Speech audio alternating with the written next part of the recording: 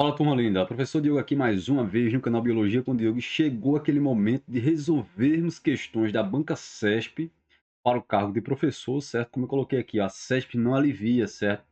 A CESP não tem dó, então ela vai cobrar detalhes do candidato, então o candidato tem que estudar bastante para ser aprovado, mas é possível sim. Eu já fui aprovado no concurso público da CESP, certo? E assumi, assinei meu termo de posse.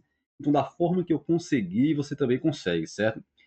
Então, estude para valer, certo? Zoologia é gigante. Eu trouxe aqui algumas questões da SESC para você observar. E se você estudar com disciplina, com cuidado, certo? Se você fazer muitas questões, você consegue sim a sua aprovação. Logo, mais em breve, certo? Nós teremos aqui na descrição dos vídeos o link, fique ligado, certo? Do nosso curso completo, certo? Nosso curso completo de biologia, resolução de questões, muitas questões, certo? Da banca CESP, contemplando ali todos os conteúdos. Então, fique ligado, certo? E vamos agora resolvermos aqui juntos questões de zoologia cobrada pela banca CESP. Veja aqui o que a Sebrasp, certo? A nossa banca CESP aqui cobrou do candidato. A classificação dos organismos vivos em 5 reinos tem como base as características desses seres, certo? E o objetivo é agrupar as espécies de determinado reino de acordo com caracteres específicos. Acerca desse assunto e da diversidade de vida, julgue o item que segue.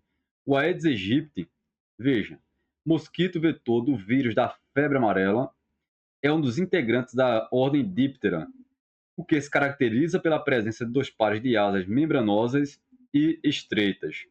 Pessoal, veja, o Aedes aegypti, ele é sim, vamos aqui puxar alguns pontos importantes para que você fique bem afiado. Veja, o Aedes aegypti, olha o nome aqui científico desse mosquito. Daqui a pouco eu falo sobre esse nome científico, beleza? Ele é um mosquito, vetor do vírus de quê? Do vírus da febre amarela. Também esse Aedes aegypti transmite dengue, zika e chikungunya. Então não é só febre amarela. Então, para que você não erre na prova, certo? Eu tenho esse Aedes aegypti transmitindo febre amarela, zika, dengue e chikungunya. Mas a questão aqui está falando sobre febre amarela. Ele é um dos integrantes da ordem Diptera. A ordem Diptera vai incluir ali o Aedes aegypti, sim ou não? Beleza.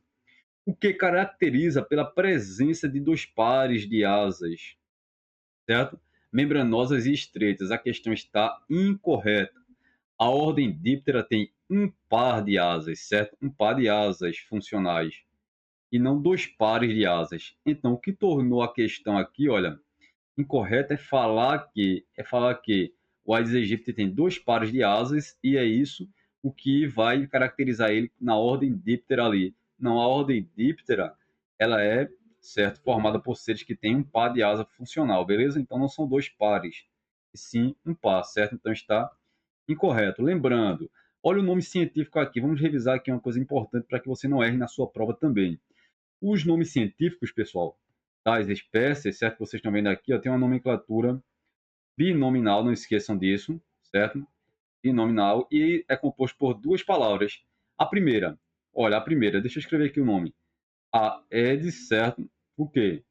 Egipte. Aedes aegypti, o que é que eu tenho aqui? Me ajude. Eu tenho o nome da espécie, fica um pouco distante, deixa eu juntar mais aqui, senão vai ficar estranho, certo? Olha, Aedes aegypti aqui, certo? É o nome de quê? O nome da espécie, certo? Só que o primeiro nome aqui, ele diz respeito ao quê? Para você não errar, diz respeito ao gênero, certo? E o segundo nome diz respeito ao epíteto o quê? Epíteto específico. Então, se outra questão da CESP ou de outra banca te cobrar aí, olha, o primeiro é o nome do gênero, o segundo é o nome do epíteto específico, e os dois juntos é o nome da espécie. Não esqueçam disso. Espécie, nomenclatura binominal, são os dois, a junção dos dois. A junção de quais dois? Do gênero e epíteto específico. Escrito com a letra maiúscula no começo, gênero, e com a letra minúscula, o epíteto específico. Juntando os dois, forma o nome de que aqui? Juntando os dois aqui, forma o nome da espécie. Não esqueçam disso, beleza?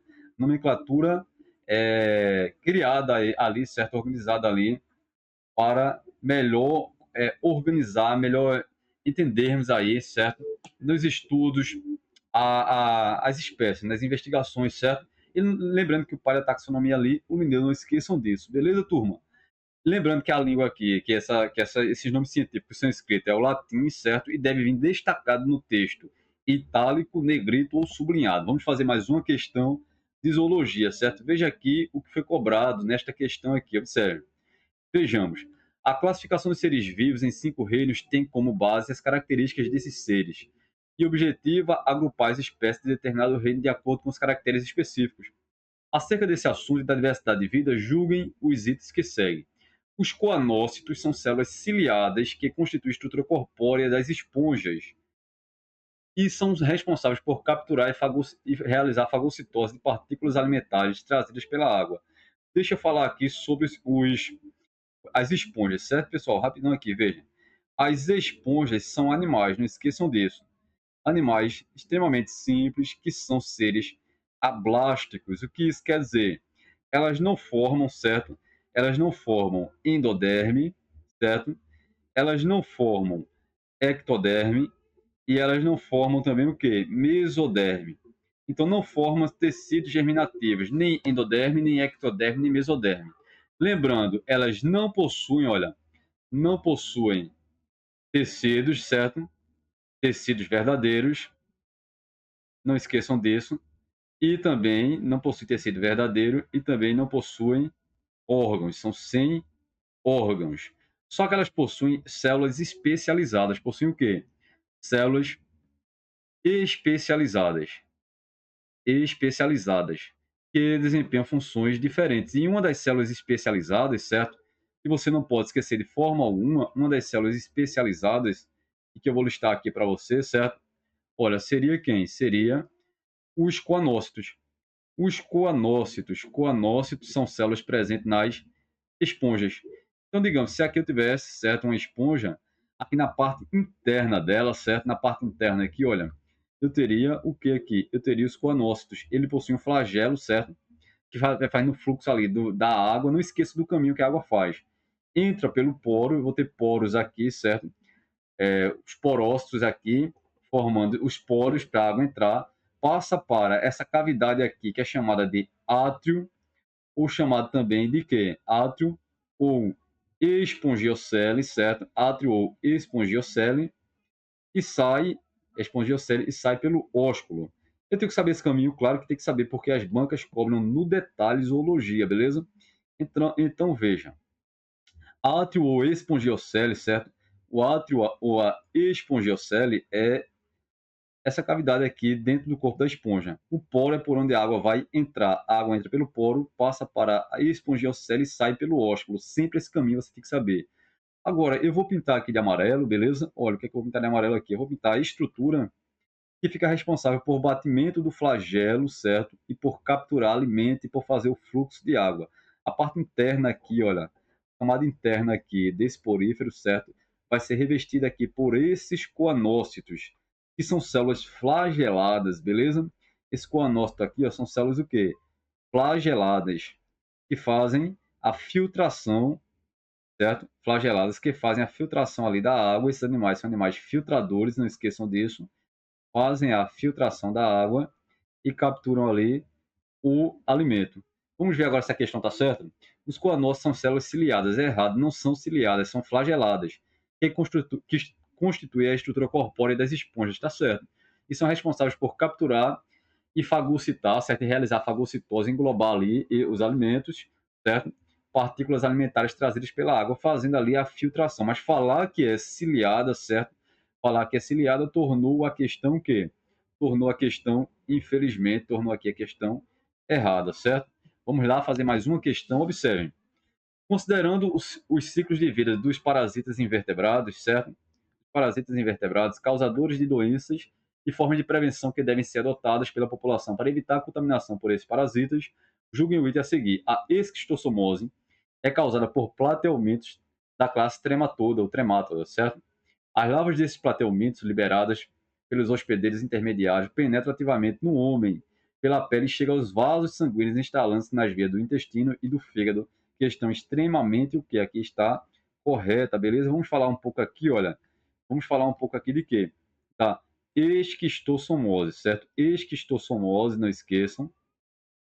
A esquistossomose, turma, veja, A esquistossomose é uma doença causada por vermes, certo? Não esqueça disso, é uma doença causada por vermes. Vermes de qual grupo, beleza? Vermes do grupo de Platelminto. Então, esquistossomose, certo? É uma doença causada por vermes. Vermes do grupo de quem? Dos platelmintos. Platelmintos. Mais especificamente ali da classe trematoda, certo? Então, uma pessoa que tem, então veja aqui, a pessoa que está com a esquistossomose, certo? Se não tiver saneamento básico, o que é que vai acontecer? Ela vai defecar, certo? Próximo à água doce, pode defecar próximo à água doce, e vai liberar ovos. Ovos de quem? Do esquistossomo. Do esquistossomo. O que seria o esquistossomo? O esquistossomo é o causador da esquistossomose.